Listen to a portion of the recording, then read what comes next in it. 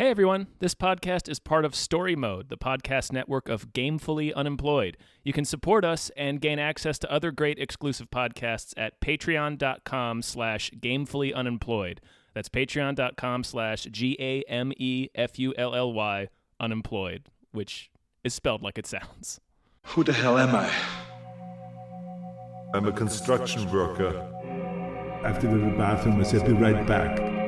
I'm a cop, you idiot! Pasta. Oh, I'm Detective John Kimball. Who is your daddy? Answer the question! And what does he do?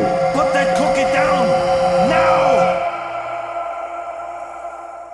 Welcome to the very first episode of Into the Mr. Universe, the show where we go inside of Arnold Schwarzenegger. Is that correct? Yes. I'm one of the hosts. At least David Bell. This is the mission statement of this podcast is we're going to get at least to like the second knuckle. Yeah. We're going to second knuckle him. Mm-hmm. I'm your other host, Tom Ryman. And big shout out to our producer, Norm from Cheers. Woo! Who wanted us to cover Arnold Schwarzenegger films. Mm-hmm. If you haven't figured that out yet, this is a podcast series dedicated to Arnold Schwarzenegger. Something we rarely talk about his films. That's true. Weirdly, because we both grew up on his films. Mm-hmm. Movies like Predator, Mm-hmm. The Terminator 2. When I was in second grade, I made a Terminator 2 like coloring book thing. Mm-hmm. This is just our childhood. And maybe I'm wondering if that's why it never occurred to us to talk about. It's like talking about Back to the Future, where it's like, what is there to say? It's just like it's like talking about water. Yeah. We've already said everything that we can possibly say about it. So, yeah. That said, I think we have a pretty good show for you guys. Yeah. In terms of how we're going to yeah. explore Arnold Schwarzenegger. We had to figure out a way to talk about Arnold Schwarzenegger that wasn't just going to be like us being like, you remember in Commando when he does that thing? Yeah. That's pretty sweet. Remember how cool it is? Remember how sweet it is? Yeah, which is why we're going to focus, at least in part, about on like his character. Yeah. Hence, into the Mr. Universe. Yes.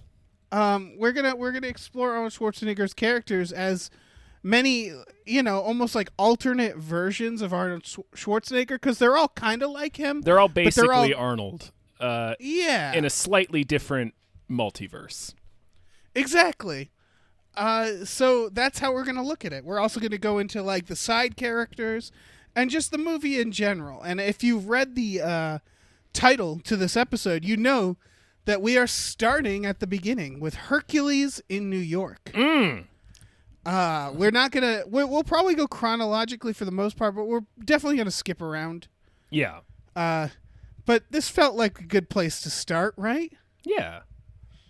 Tom, what's your relationship with Hercules in New York? Oh, man. Hercules in New York is a movie I have been watching since high school. Yes. I had it on VHS. Oh, man. Mm-hmm. Which version? The one with his voice. Okay, good. Yeah. No, it was a re-release. I don't know. This movie got like a second life in the late 90s.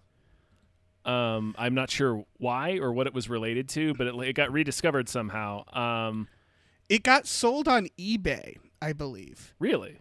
Yeah, I believe it's something to do with the rights running out. Mm-hmm. That's what I was reading on like the really sketchy IMDb trivia, which was that like the rights ran out, and I think it just got new life breathed into it at a certain point for that reason, because someone got this movie, it got sold, and then they were like, well, shit, I better do something with this. Although that was 2006 that happened, according to this thing I'm reading. Mm-hmm. So I don't know if that aligns with your... No, it was definitely still in the 90s when I was watching it. It was like 99. I mean, maybe you were ahead of the curve. Maybe, but I mean, I got the VHS I got was like a new printing. That's what I was getting to. Oh, okay. Like it was like a new. It was clear like the movie was newly in circulation again, and it had a thing on the front that said featuring Arnold's original voice track or something, so you would know when you bought it. Right. And we keep mentioning that this movie it was made in 1969. And it's like I think it's his very first film. It's his first movie, debut film. He got it from his agent lying and saying that he had stage experience, but meaning bodybuilding. Yeah, it's not really a lie. Yeah, it's the directorial debut as well of fuck, I Whoever don't know the fuck who the directed director. this. Yeah, Arthur Allen Seidelman. Okay, and he let me see where it's. Oh, he was a theater director. And yeah, you can sort of tell first time. It's supposed to be a zany comedy, right? Mm-hmm. And it just kind of it's weird. Like it's in that realm of like you can't tell if they knew something was funny or not. Yeah, it's definitely hard to tell. It's you know, it's a pretty boring movie. But there are like a dozen moments of just purely incandescent brilliance. Yeah. Overall, the best comparison is that it's like a porn and they forget to get to the sex. Yes.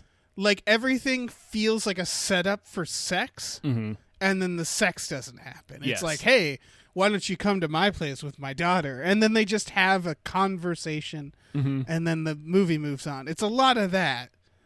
And it's like just real shoddy looking. Yeah, it is. It's like the lowest of low budget. There are some incredible moments on Mount Olympus and in hell. Yeah. When they go there, where you can just hear the steady droning of traffic. Yeah, I wanted to talk about that later. Is Mount Olympus in this? If we are to like, I feel like when we talk about this, the side characters and the world, it's like we have to take it at face value. So this is a world where Mount Olympus just has traffic. Mm-hmm. Like that's apparently the intent of the filmmaker, as far as I'm concerned. Yes. Is it's like a shitty Mount Olympus that looks like a bad like Shakespeare in the Park. Mm-hmm. It's so fucking shoddy. Zeus has fucking what rebar? Rebar lightning bolts. Yeah. And again, that's the sort of thing where it's like I can't tell if that was a joke or if that's just all they could afford. The movie looks terrible. Like Mm-hmm.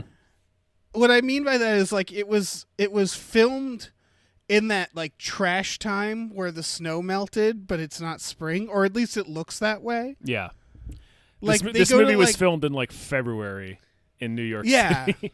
Or March. They go to maybe. like the park for a date, for their second park date, and it looks like they're in like the bottom of a quarry.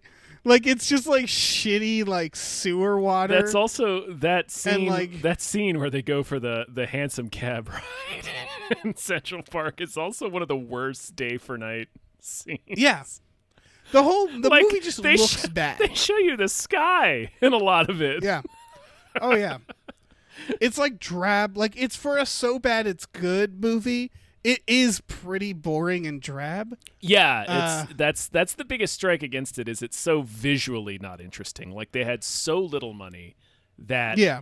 it's just like a dull slog a lot of the time. But the moments of brilliance come from shit like when you hear somebody honk their horn a bunch in hell, or Yeah. when Arnold fucks up his line and just stops and starts it over again.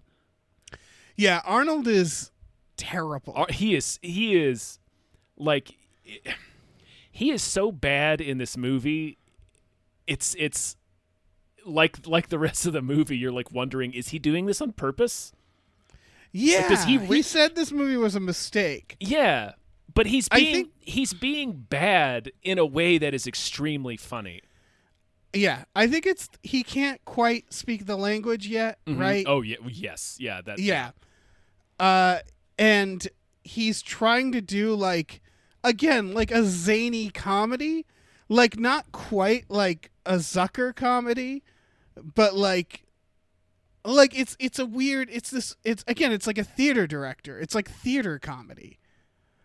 And it just doesn't quite work. And he's not going to do another movie for 3 more years after this. And that movie, he's going to play a thug in a scene. And he really doesn't like get going until so like 12 Conan. years after until this. like in 1982. Conan? Yeah. Yeah, and at Conan, even then, like they're like he shouldn't talk much, you know. Like the Terminator, they're like it's best if he's fairly silent. Like they're still working around that. It feels like. Yeah. And of course, in this, he's credited as Arnold Strong. He's credited as Arnold Strong. We mentioned his original audio track. I mean, everybody probably they covered this movie on How Did This Get Made, so it's had like yet another Absolutely second life it's after the one I was talking about. Yeah. So people are already probably aware that he was famously dubbed over by some fucking hero who he reads all this like, I am Hercules. Like that's what his dub sounds like. Yeah, it's incredible. And it's so goddamn funny as people who have been raised on Arnold Schwarzenegger. Like watching this movie, I have no trouble understanding him, but that's because I've been watching Arnold movies for almost 40 years. Right. There are lines which when you really like step back from them, you're like, yeah, I can't understand a fucking word he's saying. There's something he says to Mercury in the bathroom of his hotel room, which he has so many meetings with gods in his hotel room. Yes, he does. But there's something he said. There's something he says to him in that bathroom shot where he's talking about how like I saw a man pretending to be Hercules in Times Square. People were showering him with praises. They know me or something. He says that essentially, but my God, like it was really hard to piece It's together really that tough. dialogue. And watching these other people try to play off of him, one of the funniest things you can watch for in this movie is when he's in a scene with somebody else, there's always a too long pause once he's done speaking and before another actor starts speaking. And I'm like 90% sure it's because they have no idea what he's saying and they're not sure if he's finished yet. There absolutely no chemistry between any of the actors. They're just waiting for their lines. Yeah, the main lady is doing an okay job. She's doing okay. And I guess I would get to that later, but I feel like it's because her character basically just wants to fuck Hercules and doesn't care that he probably has a mental health issue. Right, yeah. He's like she's just like, he thinks he's Hercules. Oh, well, look at his muscles. It's like, all right. He thinks he's Hercules, and he got into 18 fights within the first 20 minutes of being on American soil. She doesn't give a shit. Nope. She is DTF. Should we? All right. Before we get into it, because we haven't actually gotten into it, should we explain the plot of this movie? We can. Real quick. Hercules is in Mount Olympus. He's like, I don't know, Dad, I want to go to Earth. He's bored. And he's bored. Yeah, and like, in his defense, Olympus looks boring as shit. Olympus looks boring as shit. Olympus looks like a staircase and a brick wall in the middle of Central Park. Shitty brick walls in Mount Olympus. Yeah. It looks like a discount orgy is going to happen. It looks like the courtyard of a shitty chain hotel. Yeah. And so he's like, I want to go to Earth. And he does that. And he crashes into the ocean. Well, Zeus blasts him out of Olympus because they get into an argument about it. Zeus doesn't want him to go, so he zaps him with a lightning bolt and fucking launches him into the sea. Yeah. And then saves him. He gets to New York. He meets a man, which we'll get to, named Pretzi, who's just a real bummer of a guy. Pretzi. And he just goes on a series of adventures, right? Everybody's like, look how strong he is. Pretzi becomes like his manager friend. Yeah, he goes on a series of adventures. What happens, he wanders into the middle of some college athletic practice that gets the attention of this professor who tries to set him up on several dates with his daughter. Yeah. Gets involved in really low-level pro wrestling with a bunch of equally low-level mobsters. Yeah. And then leaves. Like who says he's a real cummer. They just call him a cummer. They do call him a cummer. Yeah. And then he leaves. And then he gets involved in a little bit of crime. He gets his powers taken away briefly, right? And then he gets them back, and he leaves. Yeah, and he leaves Pretzi. He just abandons Pretzi. He does like the biggest Irish goodbye. He takes Pretzi up to the observation deck of the Empire State Building and then just disappears. He's like, "You're free now." Yeah. Yeah, it's like Harry and the Hendersons. Yeah. It's like, "Look, I took you up here in case you need to jump, Pretzi. I'm heading out. You're a fucking bummer, man." And then he taps him on the radio in his dubbed voice. You notice when he contacts Pretzi? It's in his dubbed voice. They're also doing like a vocal effect to make it sound like it's like magical coming through the airwaves, which has the effect of making it also unintelligible. Yeah. Like the voice over the radio is even more impossible to understand than Arnold himself speaking. But yeah, that's pretty much the that's the story, right? Yeah, that's Hercules in New York. Let's get into it because I feel like there's going to be a lot here. Let's start with our first section called "Technically Not Arnold." Okay. This is where we just talk about how is this Arnold Schwarzenegger? How is this not Arnold Schwarzenegger? Is this someone who, is Arnold Schwarzenegger quantum leaping from like person to person? Is that how we justify his character? Are these multiple universes Schwarzenegger? How is he different in this? I would actually say this is the most different Schwarzenegger is going to be. Yes. For starters, he is technically not Arnold Schwarzenegger.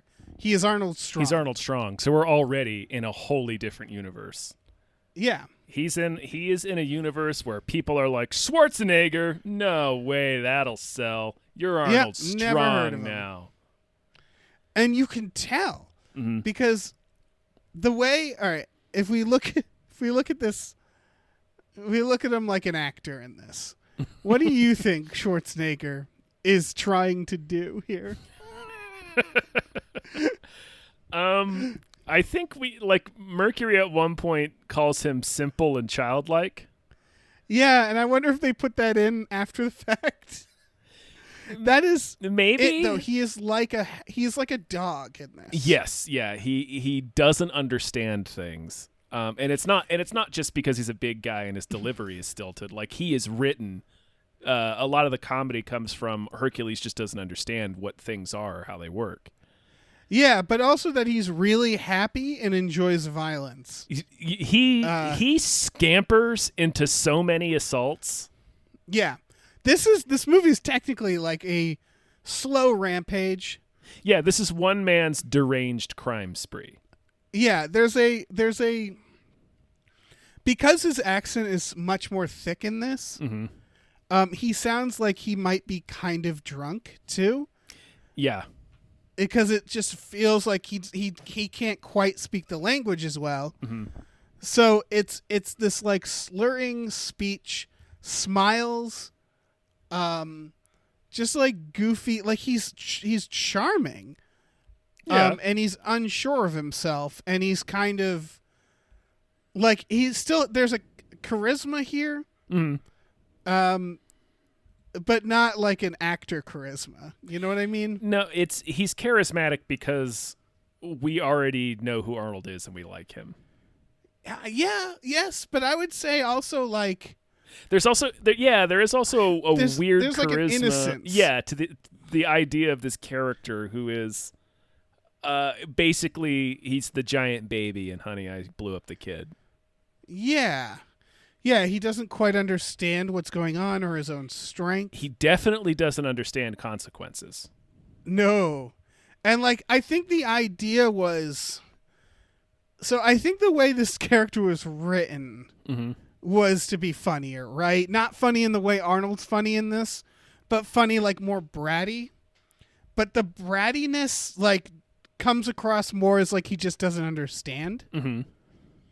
You know what I mean? Where Yeah. like they try to do that a couple times where they're like where he's on the boat and the guy keeps making excuses for him, and he's like, where they're like, oh, he probably didn't understand what you meant when you said wasn't working, and he's like, no, I just didn't want to work. Yeah. And like it's supposed to seem like a dick, but he just sort of he comes across as like a child. Mm-hmm. He's just a weird big child. Like, you know what I mean? Where it's like it's not that he doesn't understand. Like, yes, he doesn't understand, like, the world that he's in, Earth, which is a weird idea for a god, right? Oh, he's been on Olympus for 2,000 years. Yeah. A lot's changed, man. All right, that's fair. And I guess that is the idea. But it also feels like he doesn't understand, like, basic human interactions. He definitely doesn't, yeah. Stuff that, like, he would have known on Olympus. Yeah. Yeah, I mean, you'd think he'd at least be familiar with the concept of work. Yeah. He's simple in this. Yeah. He pitches a fit over, they pass by a movie poster about a Hercules movie, and he loses his goddamn mind. Right. He's like, who is this is pretending to be Hercules? Doesn't even look like me. Pulls off his shirt. Middle of Times Square. Doesn't give a fuck. Is it that he's simple, or is that the gods are just like this? Because the other scene I'm thinking of, which is one of my favorite lines ever meeting someone for the first time, he meets the professor's daughter's friend and immediately asks, is he your lover? He sure does. Like, in this really friendly way. Like, he just wants to know. He's just like, look, I want to know what's going on here. Right. It really, you know, like, yeah, it really is just and he says it like a question. It's not like, yeah, it's not like needling. He just says, no, it's is he your almost lover? like he's like, yeah, he's almost like, look, am I going to fuck both of you? Yeah, what kind of sitch is this? Yeah, like and so it's like there's the childlike nature, but but also that he's just like, yeah, I'm totally DTF. I understand that stuff. So I came to this apartment under the impression that I was fucking everyone here. Right. There's no social like boundaries for him that there are for other people. Right. For humans. Yeah, to the point where Pretzi is telling him in that same scene, because he starts saying, he's like, yeah, you look like Athena or Venus to the daughter. Yeah. He's basically calling her a goddess, and Pretzi's like, you gotta chill with that. Right, while calling women dames and broads. Right, yeah. Pretzi's like, you can't talk to broads. You can't that call way. a dame a goddess. It's like, well, Fucking Pretzi. Pretzi's, god damn it, Pretzi. We'll get into Pretzi. Yeah, we will. Yeah, we will. But yeah, it's weird because, like, I guess what I'm getting at is it almost works because it's like he's a fucking alien in this.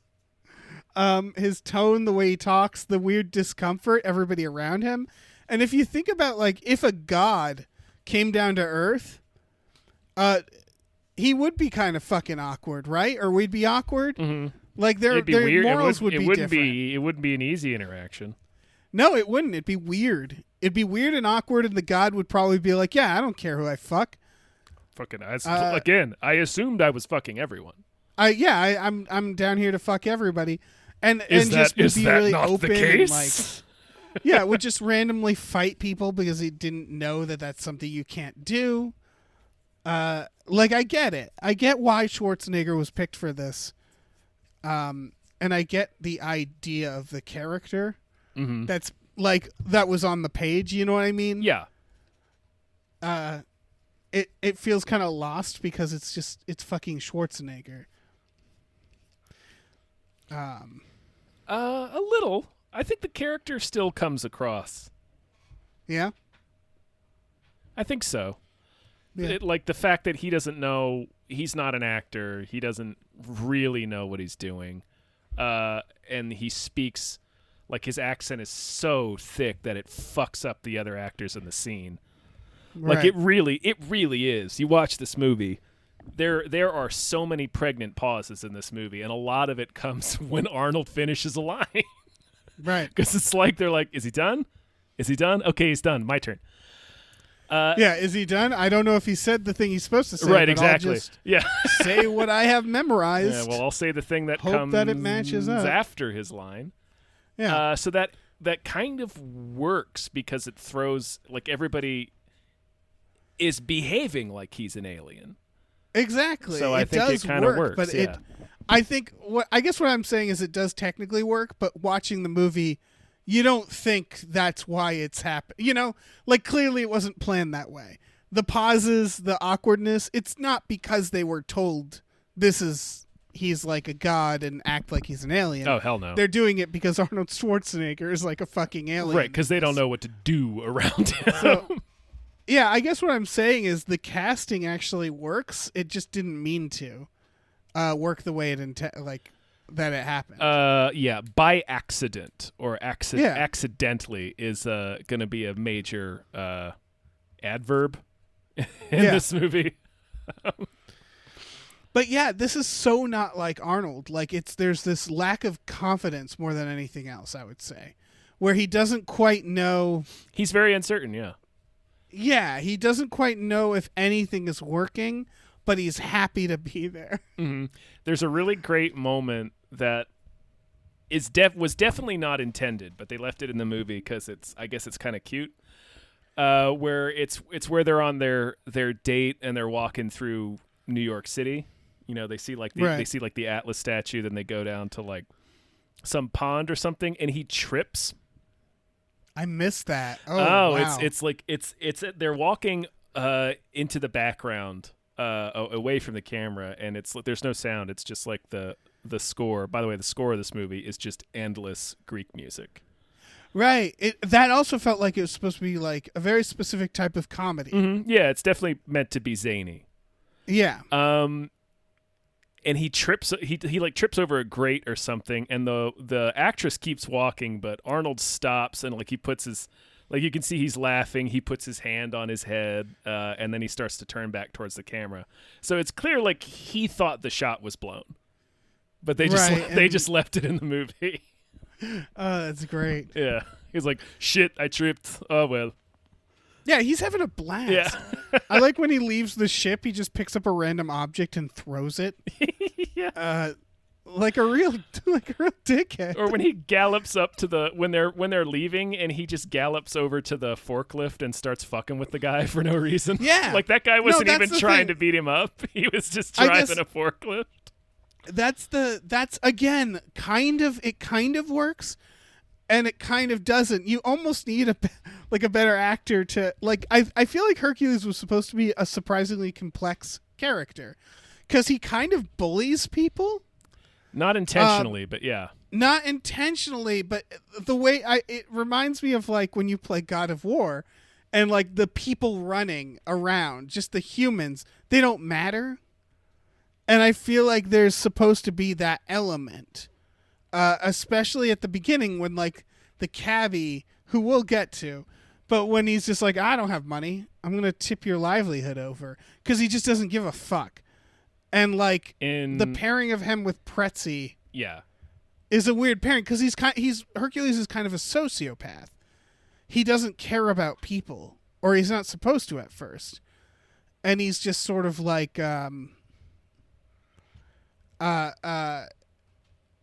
he's he's boastful, and he's just kind of a prick. And I think the idea is slowly throughout the movie he's supposed to understand humans more. Yeah, right. That might have been the idea. He loses power, and that got lost. Like his goodbye to Pretzi, and like the idea that he gets a relationship. I think that was the idea. Is he goes to Earth, and he doesn't care. And then he slowly learns their ways, and that gets kind of lost. Yeah. Like, him not paying for a cab is a dick move. Well, and I think what's that? He just doesn't have any money, and he doesn't ever have to pay. And he doesn't understand. Yeah. They should have done something at the end, like when he takes that caveman's chariot. Mm-hmm. Just a caveman just randomly in the middle of Times Square. Yeah. That hot dog man... Again, that was clearly a bit. It's a bit. It's the world's most dedicated hot dog man. Right, because there's no other joke in the film that's like that. Yeah. Which is, again, that's a very, like, David Zucker joke. Yeah. But yeah, like when he took that chariot, he could have paid for it or something. You know what I mean? Like they could have had him understand the value of like society, because that's what the idea is about. It's about, you know, like Hercules, who's spoiled, goes down to Earth and learns that humans have it hard. Yeah. And that playing by their rules. And Pretzi should have taught him that, because Pretzi is Pretzi is one of the hardest luck motherfuckers. Yeah. Like, Jesus, that guy's life. Poor Pretzi. God Should we? damn, All right. Pretzi. Should we get to the next section for this reason? I think so. Yeah, I just want to say this is the most, again, this is probably one of the most, like, I'd say in the script, like, written, complex Arnold characters. I feel like once he got famous, people would write movies for him. They wouldn't make the characters that complex. You know what I mean? Mm-hmm. This is actually, like, a pretty complex character arc that I would say is blown.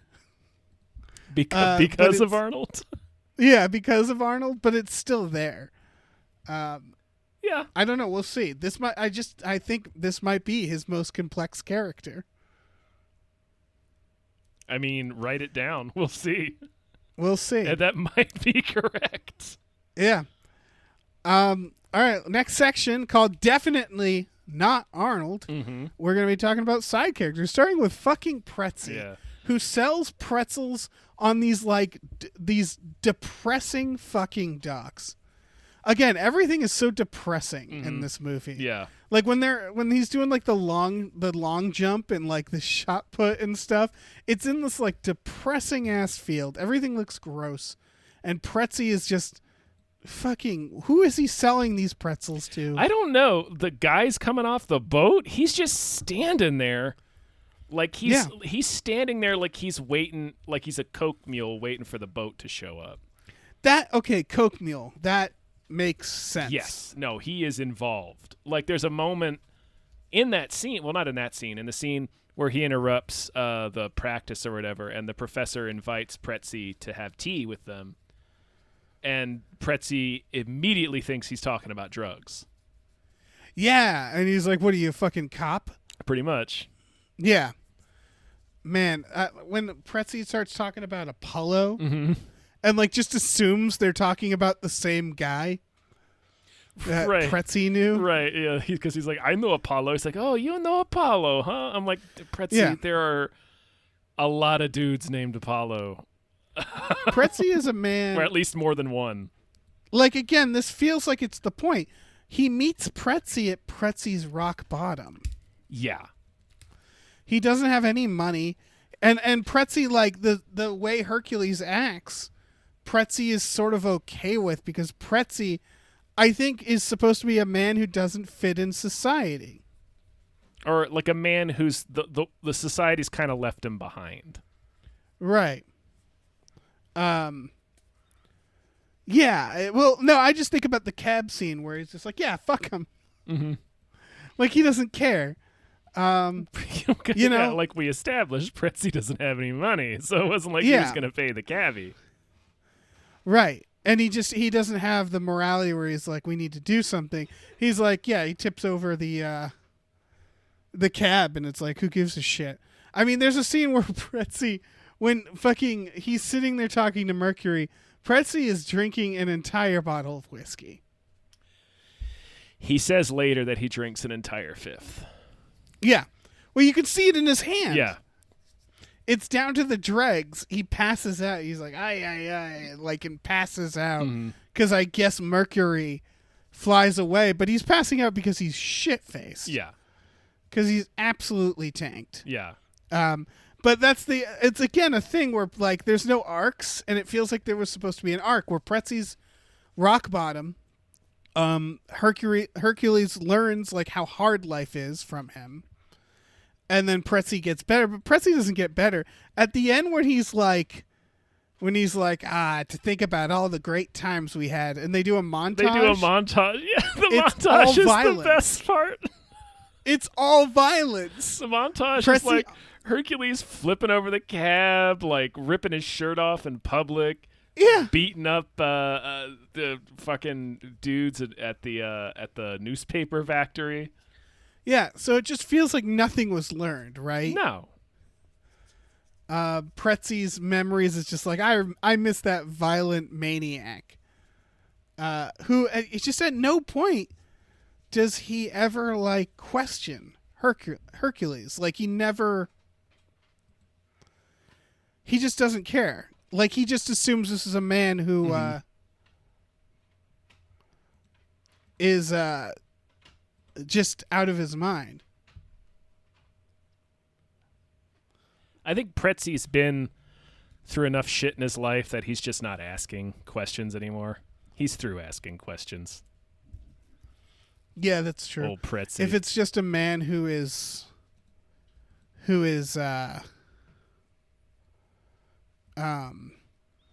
interested in him in any way, it's got his back. Right, yeah, because it's not like the question isn't whether Pretzi has been divorced, it's how many times. Oh, yeah. How many times would you say? What do you think? I think he's thrice divorced. Thrice? Yeah, that checks out. There's definitely, there's definitely a sadness there. Yeah. That's putting it Do you think he gently. has kids? Do you think he has any kids? Oh, probably. Yeah. Pretzi is, I don't know how to describe Pretzi for people who haven't watched this. He's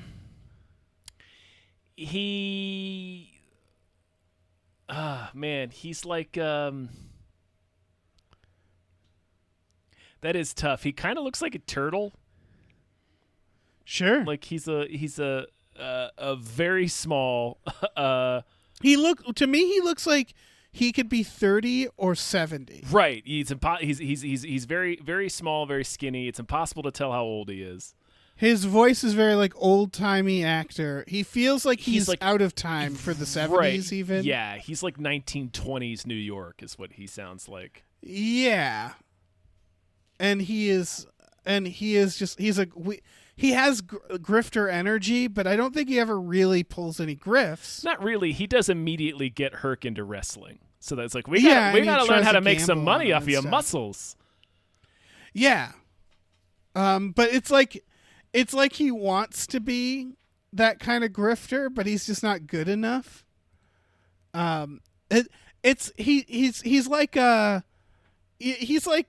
feels like Bubbles in The Wire. Like he's playing the short game because all he wants is the next bottle. You know what I mean? Yeah. Like that's how it feels. He's living day to day. You know, he's living at that hotel with Hercules, and like, he's not like, he doesn't seem to have his own place, right? He definitely doesn't seem to have any of his own money. No, not at all. And he leaves what meager pretzels he had as wares like in the cab. Yeah, exactly. And that's it feels like here's the thing is, does anybody call Pretzi who has known him before we see him? No, we don't meet anyone who's known him before they see him. So is it possible that Pretzi doesn't sell pretzels on the docks? Yes. He just sells them that day. Yes. Because he stole the pretzels. Mm-hmm. That's what it feels like. Yeah.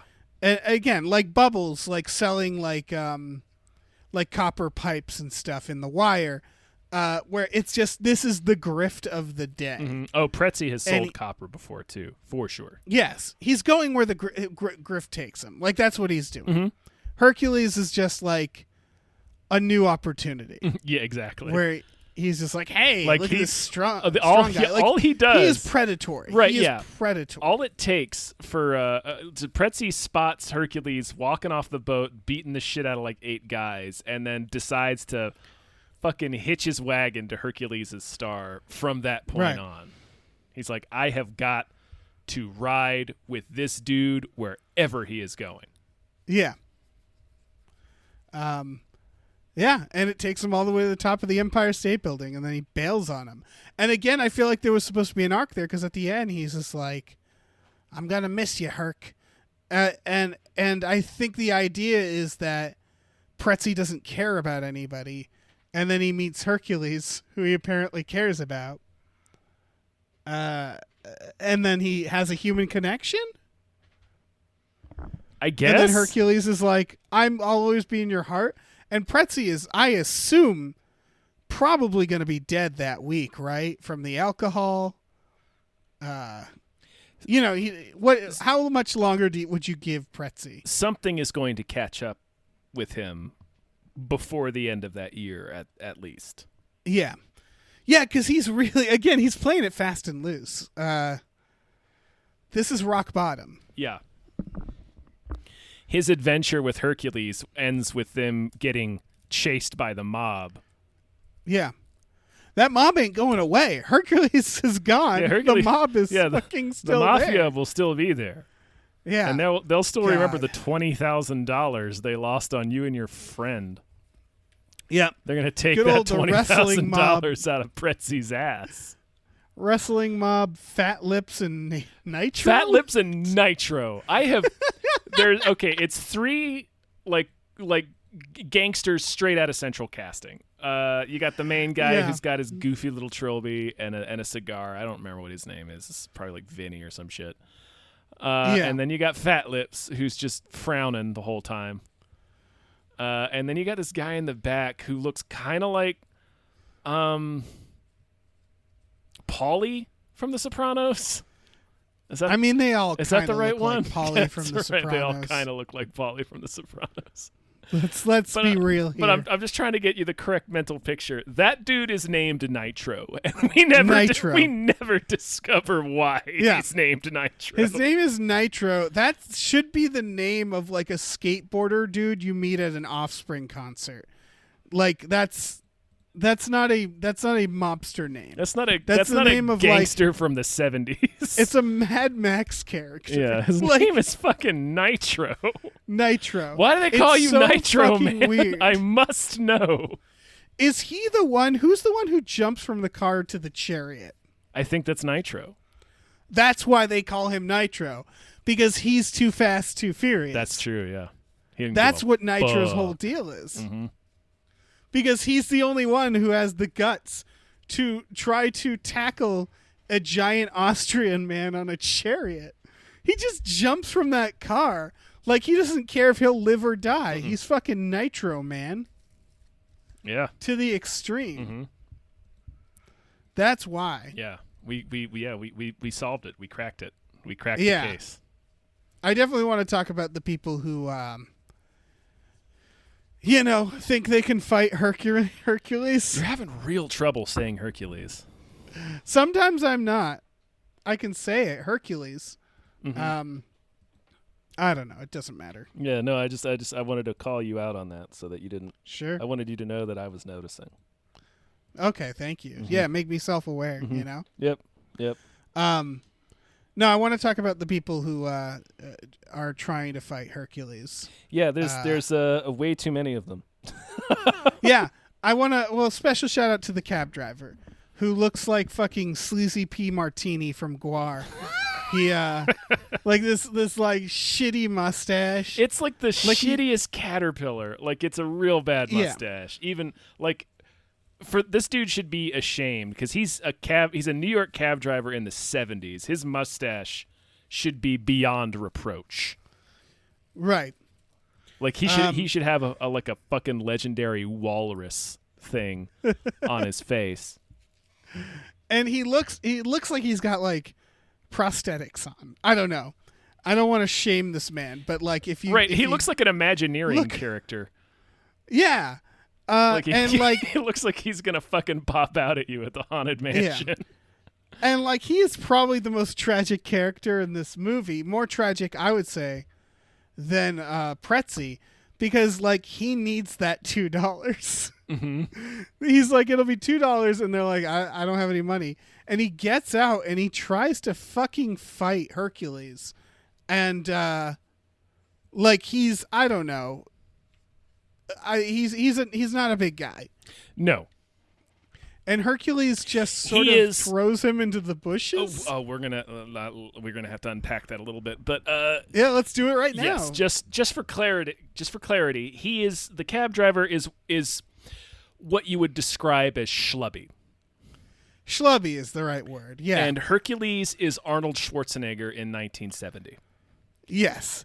And this motherfucker throws a punch. Well, he grabs him. He grabs Arnold by the shirt. And Arnold says, "How dare you touch Hercules?" But he says it as he says it as they're turning away from the camera, because he immediately grabs the guy and throws him off the road into the trees. But he says it as he's turning away from the camera, so it's like "How dare you?" Is like what it sounds like. It's like a home movie. Yeah. The whole thing, it's like movie backyard is like wrestling. that. Yes, the whole movie. In the very last scene, when the mobsters chase him to the newspaper factory, and they're climbing all over the newspaper drums and shit, the professor hoists his daughter up on one of the drums, and then they pull Herc up there at one point because he's getting beat. He doesn't have his powers back yet. But like, they have lines in those shots, and you simply cannot hear them because all you can hear is the pro wrestling, like foot scuffing across the concrete and people going like, The sound on this movie is not good. Yeah, I think it's because they didn't do the mixing on the non like dubbed version. I think I mean that's why that has to be why the voice on the radio is not Arnold, right? They must have done it way probably. after filming. Yeah. But going back to the cabbie, he throws him into the bushes, and it's so awkward and weird. Right, it doesn't look devastating. It just looks like it's like kind of a pain in the ass. Like the dude just kind of falls down a little hillside into the bushes. And then he demolishes his livelihood, and they leave. And I just can't. Like, he probably cried in those bushes for a while. Like, that's a bad day. He probably has a family, and he can't drive a cab no more. His cab is wrecked. Yeah, it got flipped over. It's going to at the very least need some repairs. Like, he must have. It feels like there's a lot of economic depression in this. Mm-hmm. That guy, because that's the only way I can justify this guy willing to get his ass kicked for $2, much like those dock guys who are like, let's fight this man with a board because there's $20 in it. Right, and they're only trying to fight him. Like, the boat people are only trying to fight him because he's trying to leave. And it's like, hey, where's he going? It's like, he doesn't fucking work for you. You're right. Like, the boat, you scooped him up out of the ocean. Are you trying to fucking press gang him? Yeah, the boat low-key tries to enslave him. Like, they're just like, we picked you up in the ocean. You're ours now. And so, like, it's not, when he's like, I didn't want to work. It's like, yeah, man. He didn't ask to work just because you saved his life. It's fucking weird. He's not part of the crew. Like, what the fuck is... But everybody seems like desperate. And then, those dock guys, they're like, $20, whoever gets that guy. And they're all like, $20. And they just, like, try to gang beat Arnold Schwarzenegger. Who, once again, is Arnold Schwarzenegger. Right. In 1970. Right. This is pumping iron Arnold Schwarzenegger. Yeah. Even Mount Olympus feels like they don't have enough money.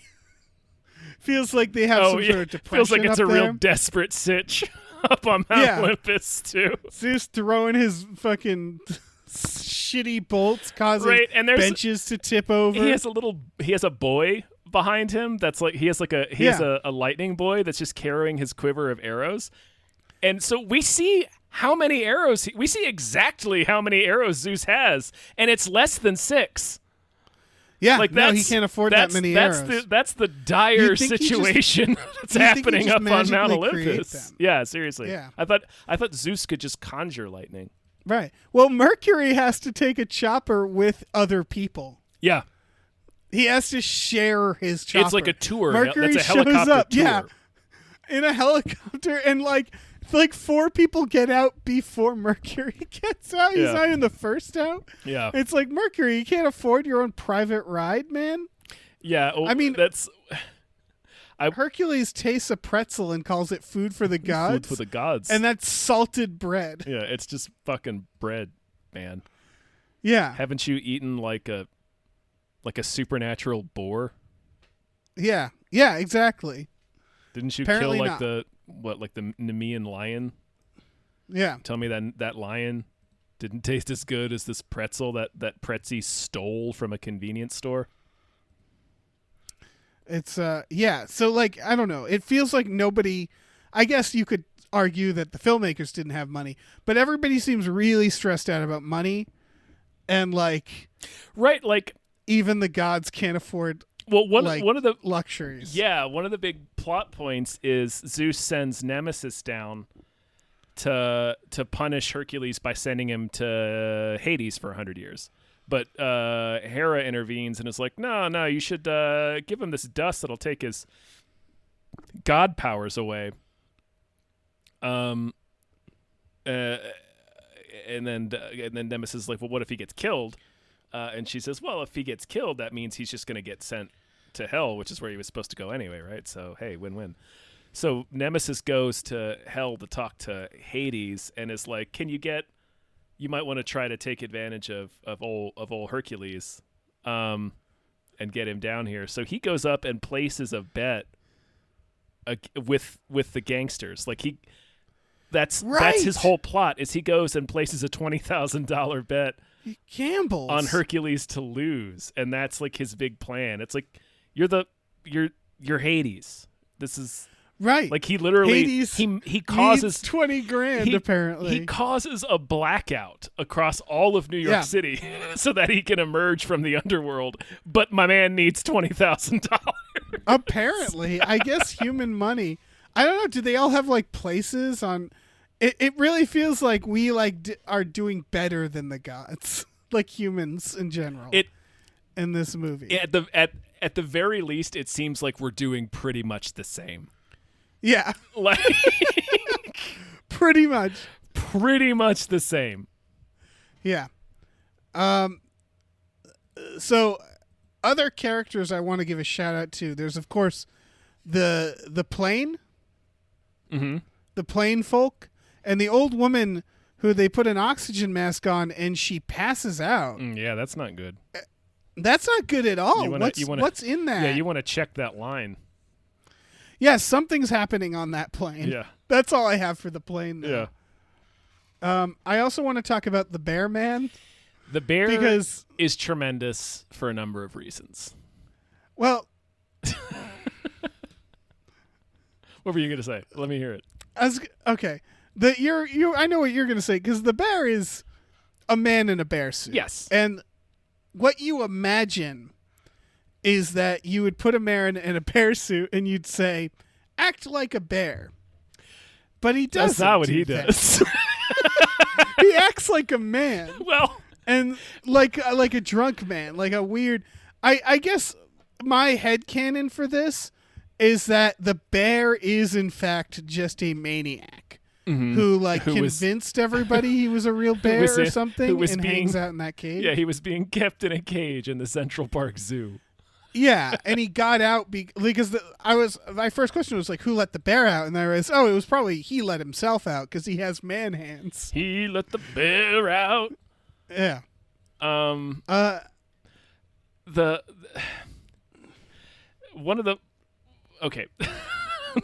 Another tremendous thing about the bear is it's kind of behaving like a man, but in the couple of shots they show before he starts getting into a fist fight with Hercules, he's walking through Central Park like a gorilla. Yeah. Like he's doing the wrong animal. Yeah. And was that a joke? I don't know. Is it a joke? I don't know, because the sound effects they play for the bear are also a different animal. Yeah. They're playing like mountain lion, like wow sounds for the bear. And if it's a joke, what's the joke? What's the joke? Yeah. It's like, what the fuck is this? Is this like some real roundabout way to make some sort of chimera reference? Yeah, because I don't Greek know. I think the director was just like, I think it's fun. Yeah. Or maybe they got the bear costume and they were like, okay. That's the day for night scene, right? Yeah. Oh yeah. Is there a plot reason for that to be night? No. So what if they got the bear suit and they're like, fuck? Oh wait, I know what the plot reason is. Well, I don't know what the plot reason is. I know what the logistical reason is. Well, it's probably just cheaper. They were shooting all in one day. Yeah, you don't want to film at. I guess they probably didn't have the money to do a night shoot in Central Park, but also like the footage they got from the Central Park Zoo was clearly after hours, right? Because they couldn't, I mean, I think they stole a lot, right? Probably. There's some weird shit in this. There's some weird shit in this. I mean, this bear scene for one. This bear scene. So I wonder is if just they. wild, I wonder if they saw how bad the costume is and they decided, fuck it. That might be Let's it. play too, it for laughs. Yeah. Well, and then they were like, I don't give a shit. Add those noises. I don't. Who gives? Like, I feel like there was a lot of drinking in post production and like depression. Oh yeah. Pretzi wasn't the only person hitting the Johnny Walker Red. No. That might be it, because like the whole bear thing is just it's so absurd, and it's played up to be like he leaps off the chariot and starts fist fighting it, and his date, the professor's daughter, at first is like, oh no, like screaming, and then she starts getting into it. She's like, beat him up, Hercules, beat him up. And then he's just beating this. Then he's just man in a bear the suit. fucking hell out of this guy in a bear suit. Yeah, and you can't see anything else than a man in a bear suit. So I'm just seeing like him beating up like, I don't know, this guy who thinks he's a bear, who probably just needs to be arrested. I mean, at the very least, he should be arrested. Yeah. So I count the bear. For his own safety. My headcanon is this is a bear. A man dressed as a bear. Man dressed as a bear. Yeah, that's fair. We have some final characters that we haven't talked about, Tom. Mm-hmm. And that is the professor and his daughter. Yes. So they see him on the trash baseball field. I think, they see him on the trash baseball field. They immediately become smitten with his power. Right. They go to Pretzi and they say, would you like to have tea with me and my daughter, Pretzi? You weird grifter, who's like really sketchy. And he says, and, bring your friend along. Which means that, like, Arnold is technically, like, optional. Like, maybe Pretzi could have just shown up. He could have. By the rules of that invitation, he could have just showed up without Hercules. Yeah. But it is clear they're inviting Hercules. Like, they don't want to have dinner with. They don't have tea with Pretzi. They want to have tea with like, the jacked Austrian man. Yeah, who he wants his daughter to bone. While he watches. This is what I think, because as they're walking up, we're introduced to them by them walking up to watch these college boys practice for the Olympics. Apparently, because they're not wearing any university apparel. They're all just wearing generic tracksuits that say USA on the back. The whole thing is sketchy. Mm-hmm. It's really. I also love that the whole thing Hercules, is suspect. Yeah, I love that Hercules he's not that much better than them. Like, he throws pretty far. Well, but not like that far. What's funny about those shots is they don't show us. Like, I think they do. It's all reaction. Yeah, they do finally for the javelin, but for the discus and the long jump, they do not show us how far he went. No, because I think Schwarzenegger can't throw or jump. Well, I mean, they never. I'm saying the movie doesn't. Like it never shows you. It never establishes the geography and then shows you the distance, the discus, or his jump traveled. They just don't show that. It is a bad movie. They just show people reacting. Yeah, what? You see him throw the discus. It shows people reacting. Then you see the discus land on the ground, but like it's a close-up. So you have no frame of reference for how far away it is from where he started. And it's the same thing with the jump. They just forget to show you the distance that it traveled. Right. But anyway, the point I was making is when they're walking up, he's talking about all the student athletes. Like, I'm teaching many of these boys, and I'm happy to report that they have brains as well as brawn. And then she's like, ew. And it's clear like they have a rapport with that guy Ron or Rod, whoever he asks, is he a lover? Later, he's one of the student athletes. So I think the professor's a eugenicist, and he's like trying to find like the perfect perfect mate for his daughter to create an Another Uber theory match. is that another theory is it's not his daughter. It's just something they like to role play. Oh yeah, yep, They're looking for a third. Yeah. They're just inviting men over. Because they invite a stranger to their house, and then it's like really creepy when Arnold showing up in his impossible suit. Lord knows where he got that. But they're just like kind of quietly, his perfectly like tailored in this room. Suit. What's that? His perfectly tailored suit. Where did they get that? No idea. No The fucking idea. only- He probably beat up a tailor. I was gonna say the only explanation is he stole it because he doesn't have any money. Yeah. Pretzi No. sure as hell doesn't have any money. Yeah. Yeah, no, he beat somebody up. Pretzi doesn't have any money and definitely doesn't have a suit for like a fucking 6-foot Austrian giant. There's an off-camera assault. Oh yeah. But yeah, and then he's like, it just feels weird and uncomfortable that like tea invite. Right. It feels like they're either gonna fuck them or kill them. Maybe like both. Yeah. And then that little fucker tries to fight Hercules, and that's incredible. Yeah, that's another cab driver situation where it's like, yeah, even if he is like talking shit, and is like saying I'm Hercules from Mount Olympus, like I'm literally a demigod. Yeah, that's weird, and like he's maybe behaving out of line, but also he's still just a gigantic beefcake. Like he's still a beefcake by terrestrial human standards. So like, maybe don't try to punch him in the stomach with your 150-pound ass. I have a theory, but it doesn't quite work with that guy. Because later that guy is part of the cult of Herc. He's into Herc. Yeah, he's like, I like him too, even if he did crack 2 of my ribs. Which, by the way, pretty sure that dude's lying about getting his ribs broken.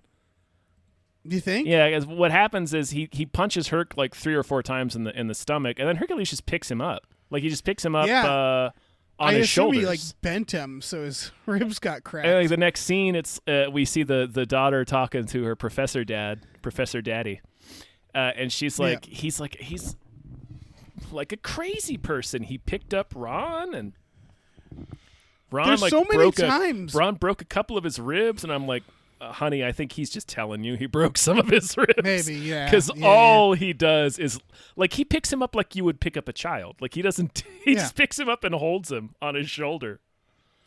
It's like, he broke my rib. Okay, man.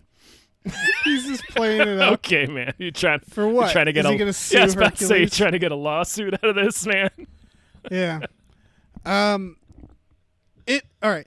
I guess my theory is that Hercules has some sort of mental draw, like a pull on them, because that's the only thing I can guess, because either that or they're weird perverts who don't care that he's a man with a mental illness, because he talks constantly like he's Hercules, and she says like, oh, half the time I don't know if you're joking, if you're serious, you know. And they're like, oh, you and your jokes. Mm-hmm. Oh, I like him even if he is a bit crazy, she says later. And so, like, I can't tell if there's, like, some sort of spell on them or they just don't give a shit. It could be. They're just, like, because best case scenario, he's either, like, he's just doing an extended bit where thinks he's Hercules, which is lame. Like, if you met someone at a college party whose bit was pretending to be Hercules, that would get old really You would fast. never hang out with that person again. Yeah. Like, that person would be insufferable. But then he constantly talks about family and stuff. So like the other theory is he's part of a cult, like he's a man who left a cult. And of course the third is, I guess, that he just thinks he's Hercules and he has a mental illness, or I guess he actually is Hercules. But like they just, the part where he takes off his shirt and she is just like so into She's it. like, oh wow. Yeah, it feels like that's really what it comes down to. Mm-hmm. She's just tolerating it. Mm-hmm.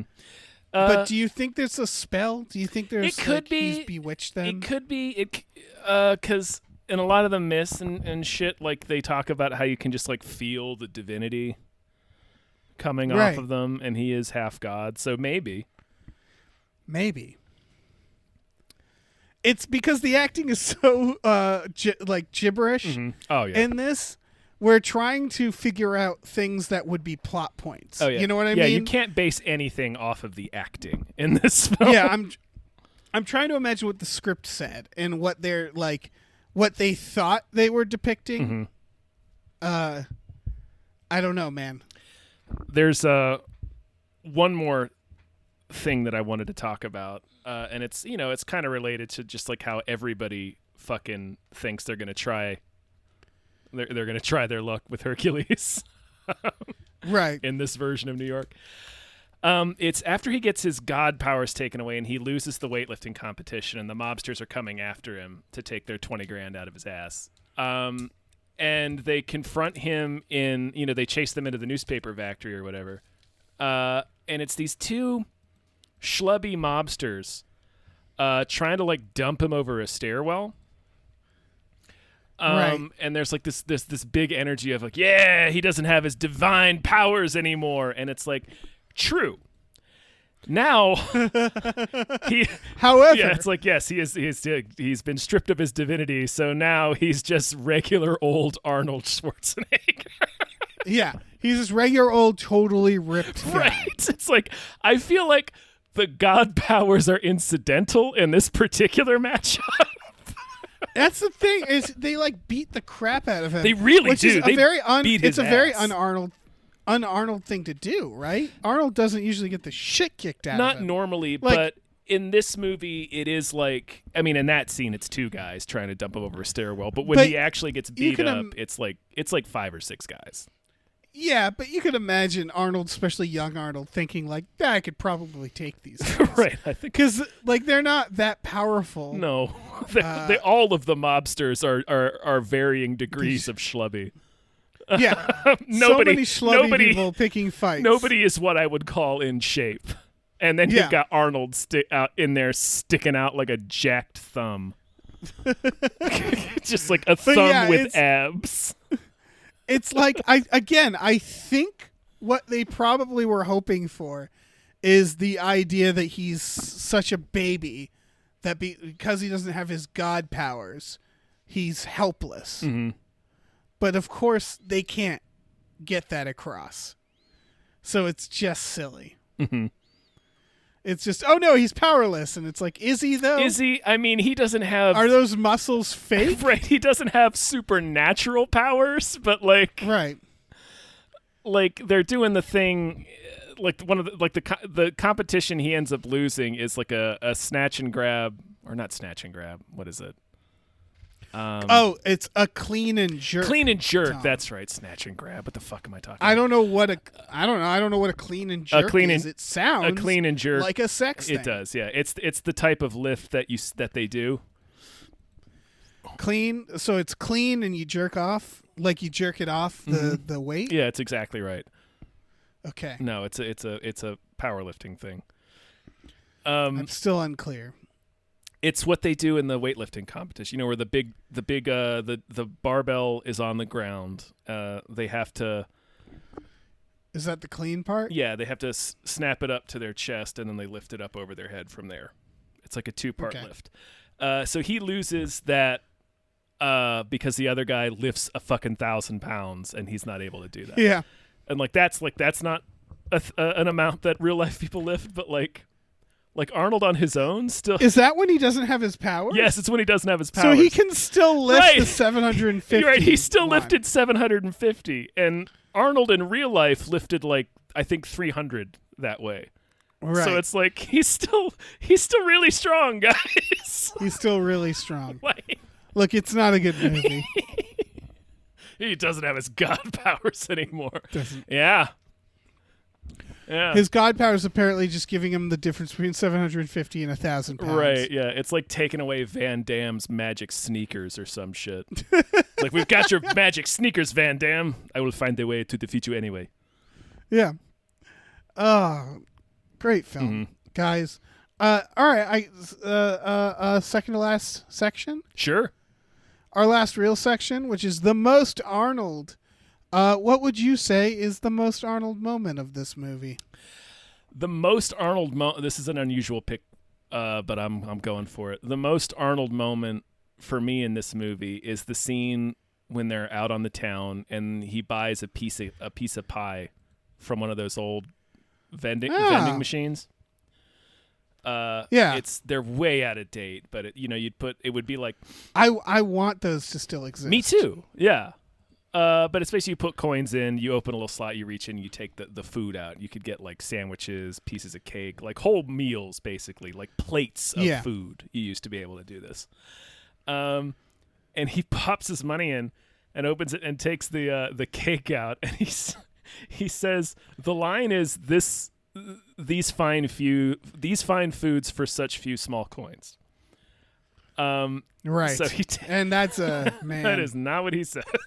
He takes the cake out and says, "These fine," and then stops. Couple of seconds. These fine foods for few small coins.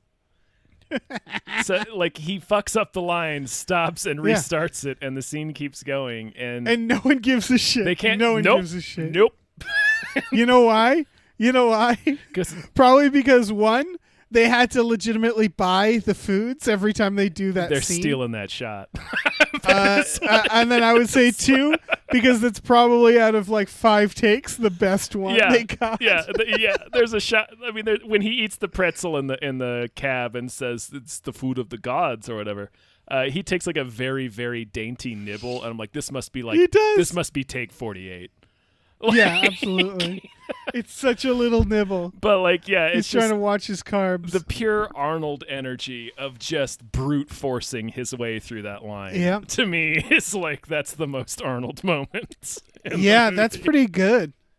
I chose a different route. I would say the clean and jerk contest, only because that is, I think, we see Arnold in his most natural moment. Mm-hmm. Meaning, like, that scene, I feel like, is the only scene where he's like, oh, I know how to do this. Yeah. Like, a clean and jerk? Yeah. He probably taught them a thing or two. He was probably the other weightlifter. They probably had a great time on set. They probably knew what, like, I feel like every other moment of this film, Arnold... They probably knew each other. Like, they'd probably been in competitions with each other. He probably recommended him or something. And it's probably the most comfortable he felt in the whole movie making it, I think, is the clean and jerk. And that's why, because every other scene, it feels like Arnold's not quite sure. Yeah. Not he clearly, entirely sure what's happening here.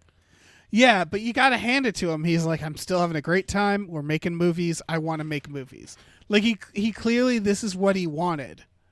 So he's happy, but he's just diving in. Mm-hmm. Well, that brings us to our final section. Ooh. Yeah, our rating. Tom, so we're gonna rate all the movies on a scale of, I don't know, 1 to 12 Nick Caps. Mm-hmm. How many Nick Caps would you say this movie gets? Probably all 12, right? All 12 it is. You're right. No, you're absolutely right. There's so many. It's a 12 capper. It's a 12 capper. There's so many Nick Caps in this film. There's so many. I'm gonna write this down. Mm-hmm. A 12 capper. Mm-hmm. For our records, so we know, because you guys got to keep track. Write it down at home too. Mm-hmm. And we'll at the end of the series, we'll put it all together. Yeah, it'll be a real treat. Yeah, we'll go down the list. 12 capper right away. Wow, yeah, right out of the gate. Yeah. Any other thoughts? Hercules in New York? No, man. I think it's probably time for us to fire up the old time stream. Yeah. Is that what we're doing? It's a time stream? I don't know. We're slipping in and out of the Arnold verse. Right. We're in that's our bit. Mm-hmm. That is the bit. That's the bit. Where are we heading next? Is that like a sliders deal? Or we open up our sliders wormhole? It can be the sliders wormhole, yeah. Yeah.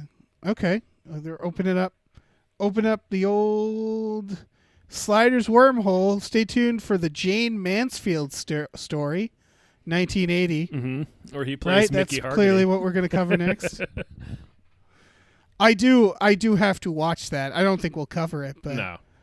I need to know what the fuck that is. I mean, yeah, he's gonna play Mickey Hargitay, right? Yeah. It has to be. I don't know. If I was a betting man, I'd say it's going to be a Conan next, right? Oh, probably, yeah. If we're going chronologically, for the most part, we're probably skipping around. We'll figure out exactly how many episodes we're doing this as we go, but like at least 6, probably more. Okay. I think we're probably definitely going to get to a Conan. Oh yeah, we'll have to do a Conan, and I don't know, maybe a Terminator, maybe a Terminator if there's time. If there's time after we get past Maggie, because we got to watch Maggie. Obviously, yeah. Yeah. Yeah. An Escape Plan. Oh yeah. man, Escape Plan, sure. Yeah. Fuck yeah. We should do like Batman and Robin. We should have one like real bullshit one in there. But until next time, big thank you to Norm from Cheers, our producer. Woo! Thank you for making this all happen. Norm did this through our Patreon. If you're interested, you can go to patreon.com/gamefullyunemployed. We have exclusive podcasts on there like Tom and Jeff Watch Batman and Fox Mulder is a Maniac. For $5 a month, you get both of those podcasts, new ones every week. Woo! Yeah, and there's also tiers where you can produce your very own podcasts, but whatever you want. They could just be for you, or they could be for everybody. I don't know. Yeah. I don't know, man. It's all up to you. It's all up to whatever you dream up in your little noggin. In your little noggin. In your teeny tiny little noggin. Our listeners are all mice, I've decided. Yeah, God, we have the the iTunes analytics, they do show how many mice good. are listening. We're pretty strong with the mice demo. Yeah. We're pretty strong with the mice demo, yeah. We also have a store at tpublic.com/store/gamefullyunemployed where you can get t-shirts, masks, mugs, stickers, posters, all kinds of things. So check it out. On their little radios. On your little bitty radios. Little bitty radios and computers. Little bitty AirPods in your little bitty ears. Aww. Gross. Mm-hmm. Yeah, it's real disgusting. Yeah. You sicken us, mice. Okay. Yeah. Let's get out of here. Bye. Bye. Bye.